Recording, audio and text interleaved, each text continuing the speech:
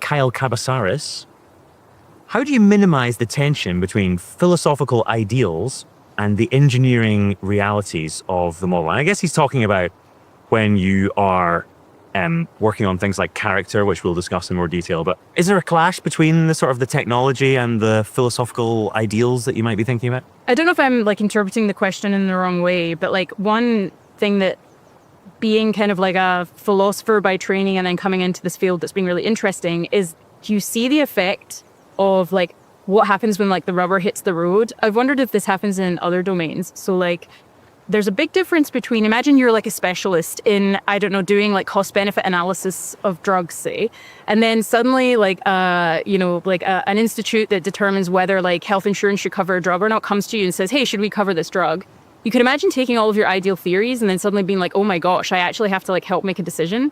Suddenly, instead of taking like just your like narrow theoretical view, you actually start to, I think, do this thing where you're like, okay, I actually need to take into account all of the context, everything that's going on, all of the different views here, and kind of come to a really like balanced kind of considered view. And I see this a little bit in my own work with like the character, where you kind of can't come at it with this like I have this like theory that I believe is correct, which is what like, you know, a lot of academia, that's kind of what you're doing. You're like defending one view against another, and you're doing a lot of kind of like high level theory work. But then it's a little bit like, you know, you have all of this training in ethics, you have all of these positions you've defended, and then someone is like, how do you like raise a child? And suddenly you're like, actually there's a big difference between like, is this objection to utilitarianism correct or founded on a misconception? And then like, actually, how do you raise a person to be a good person in the world? And it suddenly makes you more appreciate like having to think through like, how should we navigate uncertainty here? What should the attitude towards all of these different theories be? Right, here's another philosophical question.